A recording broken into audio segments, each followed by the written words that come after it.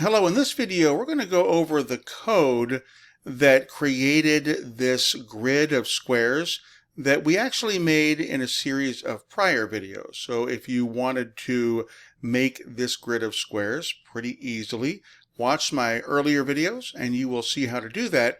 But what I wanted to do here was spend a little bit more time explaining how the code creates the effects that we have. And there's a couple different things that this code does. So obviously when I hover over any of these squares, it turns red with a little bit of a gradient. If I were to click on any square, the square turns blue and it stays blue. When any one that I click stays blue, but if I click them again, they go back to their original color. So I'm going to talk about how we do that, and also how we lined everything up and how we got the spacing just right and even the little box shadow and all of that. So we're basically going to go through the code that creates this, and that's going to give us a good starting point to then extend this and make this grid better and really eventually do something completely different, but using the same idea and the same tools that we use to create this grid. Now to make this grid, I'm actually using W3 Schools. They've got a really good playground for HTML. If you Google HTML playground, you're going to get a few options, and they're all pretty good. But this one here is really, really nice. It's actually called seleniumbase.io, but W3 Schools runs it, so it's a good one to use. And I like it because you get side-by-side stuff. The only thing that this doesn't have is immediate response. Above your screen that you really can't see right now is a little run button. In fact, let me expand so we can see that screen. And there we go. So now we've got the run button. So I do have to click this run button if I make a change in the code, but that's okay. That's something I'm willing to live with because I like the layout. It's very, very simple. And so this really works really well for me. So first of all, let's just explain what we've got here. So we created this entire thing in an HTML page or an HTML template. And one of the things in the other videos that we looked at was the fact that all HTML pages start the same with the doc type HTML, and then they have what are called tags. And these angled brackets here that angle one way and the other, these are how you identify a tag. So we've got an HTML tag, a head tag, a meta tag, a title tag, all these different tags. Really, anytime you see this little guy right here, this little angled bracket, then we know this is a tag. And for most tags, well, probably most tags, an open tag like this HTML will also have a complementary closed tag. And what I mean by open tag, it's like the beginning tag. You want to think of tags like they're in the beginning and the end of something. And so within the tags, you're going to have stuff that's going to be referenced by that tag or in that tag. So for example, this HTML, notice it's the angle bracket, HTML, and then an angle bracket. If I go all the way to the bottom, then I have an angle bracket, then I have a / HTML angle bracket. Now the / indicates the closed tag. So this complements the open tag, the open HTML tag. So in any HTML, you're going to have one of those because there's one HTML thing that you're working on. Then we have what's called the body. So you may notice down here, I've got the closed body tag. And then up here, I've got the open body tag, which is actually down here. So there's the open body tag. The body is where all of the stuff that we type in that we want to see, that we want to interact with, all of this stuff here is coded within the body. Now there's other parts that we may have noticed as well. We have what's called the head. Here's the closed head tag because it starts way up here at the very beginning. And you want to think of the head kind of like the brain. We don't see it on our page, but we definitely utilize it. It's got some information that actually makes this whole thing work like it does. So it's got a title, which I didn't change. I could have changed it to something else, but I didn't, and I won't. And then it's got what's called a style. So styles are CSS components. That's the cascading style sheets. And remember, CSS is what gives HTML its beauty. So without CSS, I wouldn't have a box shadow, I wouldn't have gradients, I wouldn't have really anything like this. I could make boxes and I could make, a little tiny bit of stuff, but there would be no hover activity, none of that stuff at all. So CSS lets my HTML look really cool, and it also lets it do some things, have some response to my motions or my mouse or all of that sort of stuff.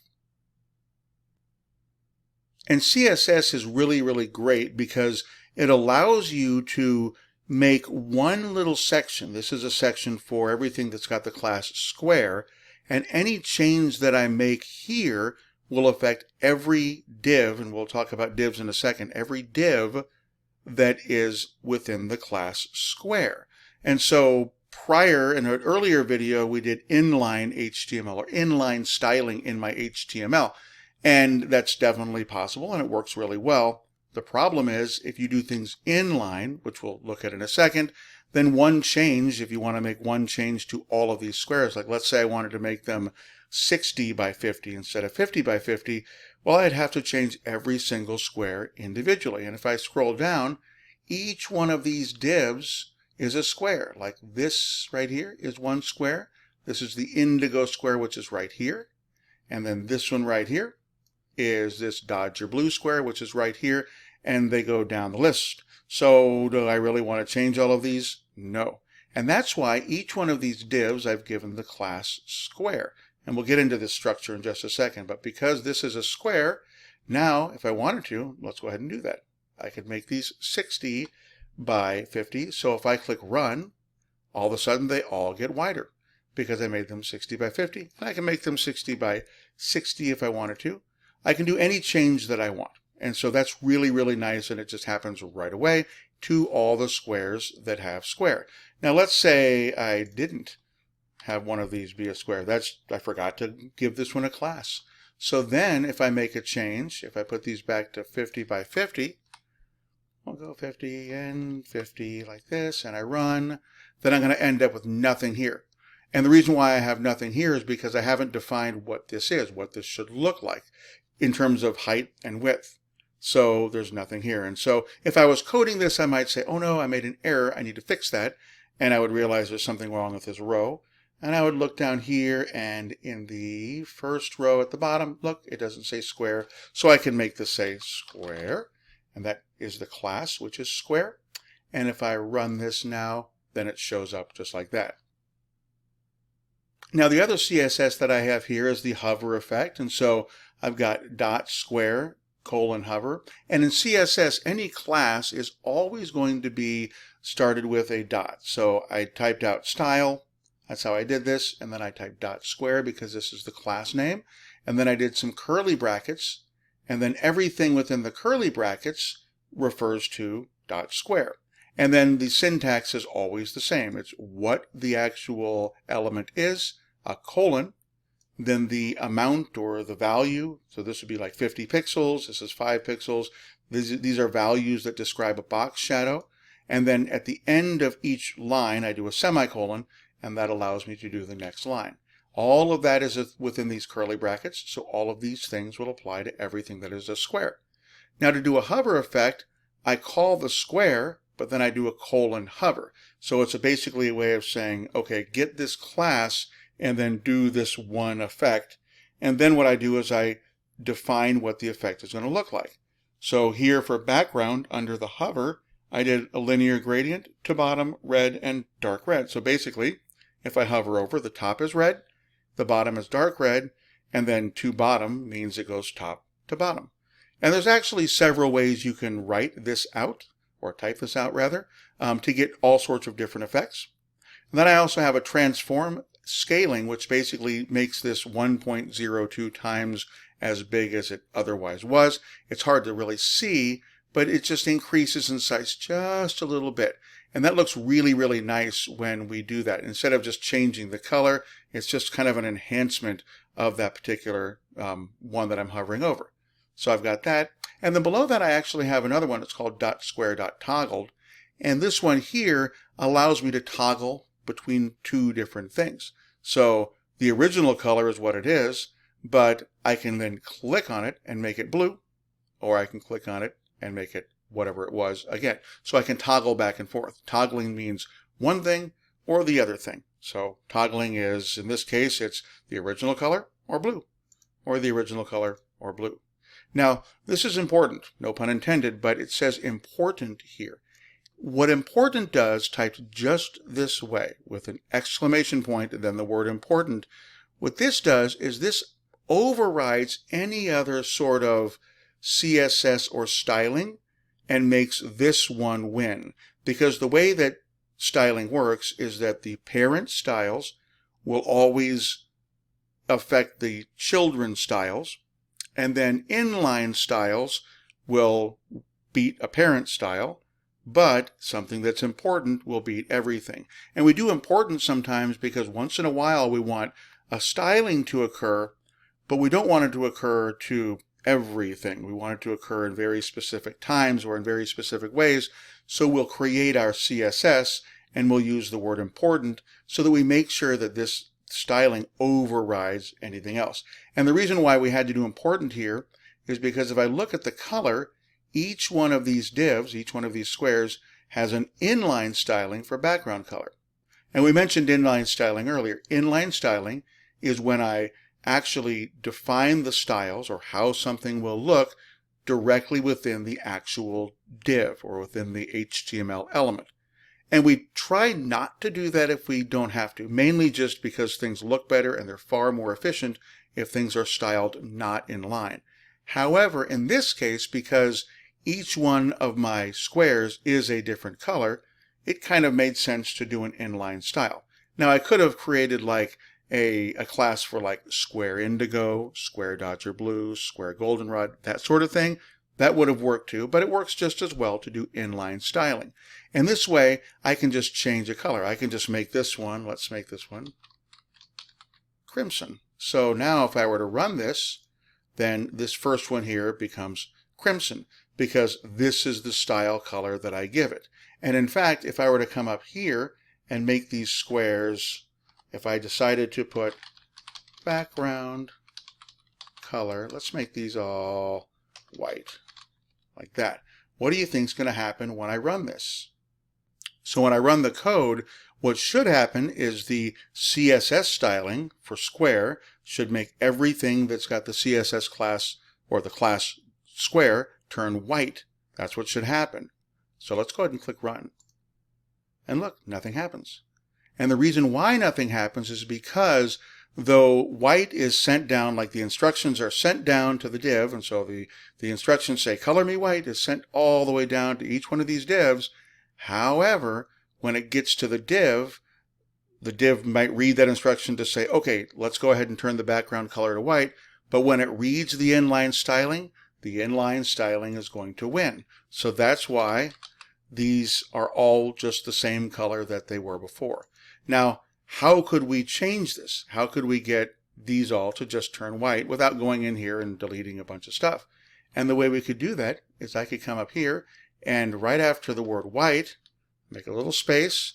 I'll do a exclamation point and I'm going to type the word important, like that. So now that I made white important, white will win. So now if I run it, they all turn white because white is important. And that way it overrides whatever else I was going to do.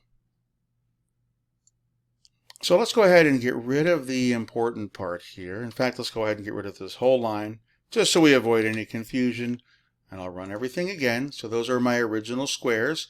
And back to the important part, though, the reason why it matters here and the reason why this blue is important is because to access this toggle, we actually need to click something to access the toggle. So when I click on one of the squares, one of the divs, then it changes blue. And when I click on it again, it changes to the other color, to the original color. Now where this occurs is down at the very bottom. So in this particular HTML, we've actually added some JavaScript. And very often we're going to use JavaScript in what's called a JS file. So a different file aside from the HTML will have all of the JavaScript that will work for our program. But a lot of times it makes a lot of sense, or a lot of times it's the only way to make something work, where you write some script within the HTML so that you can make things happen. And then maybe you can send information to the back end, or maybe you can just do stuff on the front end. So the way we do this, just like creating a style area by having an open and closed style div at the top, we are also going to have a script area like this. So we have an open and a closed script. And within this script area here, we can write scripts. So if I did not have this, if I, deleted this here, let's just get rid of this. So let's say I was a brand new programmer, didn't know what I was doing, and deleted this and just put this JavaScript down here and I try to run it, then I end up with this big error here that says basically put this in a script area. So it basically says it's not going to work because it doesn't know what to do. So we'll make a little script area here, and we'll then close the tag right here below it. There we go. So now this is going to work. And what this does, we'll just explain this one function. This is called a function. So this does this. So when we open the document, it says document.querySelectorAll. Essentially, the document is going to, or the function is going to look through the entire document. It's going to query or look into all, which is the whole document, all of this code right here. It's looking at. That's what it's looking for. And then it's looking for dot square, which we don't have a dot here, but a dot square means the class. So it's looking for anything with the class square. And notice how this is in parentheses. That's the syntax for this. So we're looking in the document for anything with the class square, and then we're running this function for each square, for each one of those. What we're going to do is we're going to add an event listener. And an event listener is, think of it this way, like it's the computer listening for something to happen, listening for an event to occur. And then we have to describe what type of event is it listening for. It's going to be listening for a click. There's a couple different event listener types we'll get into in a future video, but in this case, we're adding an event listener. We're saying, all right, we're assigning this to all right div. What you need to do is listen for or try to pick up a click. And if you feel a click, if you get a click, then run this function, which essentially is this classlist.toggle. So it's going to run the function that actually makes this square.toggle work. So all of this right here makes this right here work. And it's very important that this is done in the correct way, that we call and we look for everything with the class square, and that we assign the right event listener, and then we say this. This means like here, like whatever I'm clicking is this. It's like a very, very literal term. So this means whatever I'm clicking, it's this, and then we want to go ahead and run the toggle, and then it toggles it red or blue or the regular color, like this. That's how that works. And then of course I end the script right here, so that's my only script right there. And this is the end of the body and the end of the HTML. So hopefully this video helps you understand a little bit about how the structure works. We're going to look at one more thing though that I don't want to pass up. So we talked a little bit about these squares. Like each one of these is a square. Each one of these divs, we'll call these divs, each one of these divs has the class square. And the attributes, like how it looks and how it does all the different stuff, the attributes for square are all stored up here in the CSS for square. For the height and the margin. Margin is like the space between things. The box shadow, each one of these tells me like how far away the little shadow goes. And then the color is 000, which is black, and then 0.3 is the opacity, so it's only a little bit visible. So that's why it looks kind of like barely like shade. And then I have an ease, a transition ease, which basically makes things occur kind of in an easy fashion. They don't happen just right away. But all of this stuff here defines each one of these squares individually. Now, all of these are read by the code in order. So this div is read first, then this one, then this one, then this one, then this one. And let me do this. Maybe this might make it easy. There we go. We'll go like that. All right, much easier. Okay, so here's a div, here's a square, here's a square, these are all squares. These are all squares. These are all squares. Now, we have all of these 5 divs, these 5 squares, are encased in another div, a separate div, which is this one right here, that starts here and ends here. So all divs have an open and a closed div. And the reason why we had to do this is because we wanted to make these into a row. Because if I did not have display flex, if I had just nothing, then these would show up as a column. By nature, these are going to orient like a column.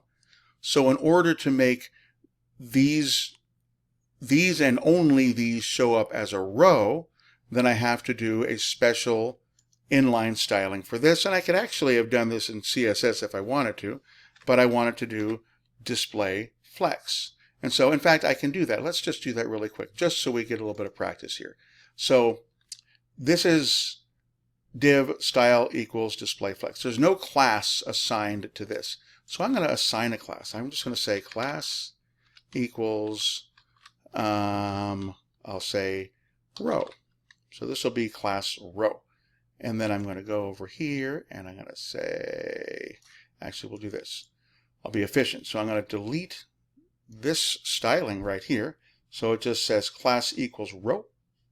And I'm going to go and I'm going to basically change each one of these. I'm going to get rid of the style in each one of these divs and make this just say class equals row. So I do that really quick. There we go. Now I'm going to go ahead and run this. I bet you can guess what's going to happen when I run this. It's going to end up with a giant column. A big long column. And the reason why is because I haven't defined whatever happens in row. So if I go up here to my CSS and I hit the bottom here and I just do a little enter so I have a spot, and I'm going to say dot row, because that's the syntax, and then a curly bracket. Oops. Curly bracket, and I like to do an open and closed curly bracket just to start with, so now I can just type in everything. So we're going to say display, and then colon, and then flex, and then a semicolon. Let me just move this over a little bit so it looks nice. So all I did is I assigned the styling display flex to everything with the class row, which are these 5 right here that I just did. So now when I run this, it should make it all in a column again. But it doesn't. And I had to take a few minutes or a few seconds to check this out. And remember, like I said, well, everybody says this when they code, if the code doesn't work, it's because you made a mistake. So if the code doesn't work, you made an error somewhere. So where is the error? And it's really hard to see. Maybe on your screen you can't see it at all. But over here on the left of display, there's this little, it looks like a piece of dirt on my screen. But when I hit the tab button, I accidentally touched this little back tick, which is above tab on my computer. And what that did is that created an extra character that essentially invalidates anything within this row. So display flex is actually being read as like backtick, many spaces, display flex. So it doesn't know what it's supposed to do. So that was my error. So now if I were to delete that backtick and now I click run, I'm going to get a bunch of rows. So again, that's a very, very handy way of doing these different things, because now I can also do different things within the rows. So like this is a row and this is a row and this is a row. I can add a margin. I can make them farther apart. So let's say margin, and then just so we can see it, let's go 20 pixels and I'll run it. And so now they're 20 pixels apart top to bottom. But remember, this is a row, and this is a row, and this is a row, and this is a row, and this is a row. So that's why the margin only shows up here. The margins between these squares, those are handled right here. This 5 pixel margin, which is the margin applied to everything that says square.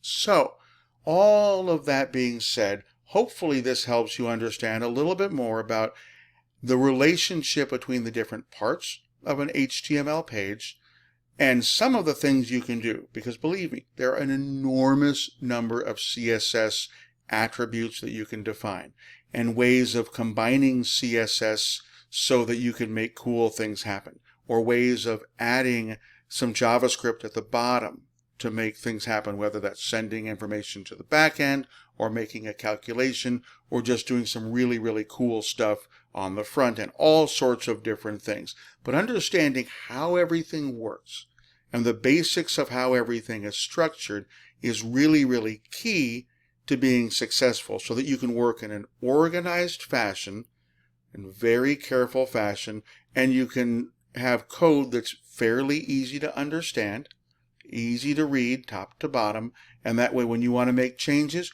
or better off, when you want to do something you've never done before, because remember, generally speaking in code, if you can think of it, it can probably be done.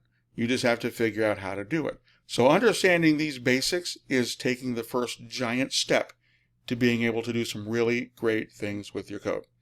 Thank you so much for watching this video. Good luck.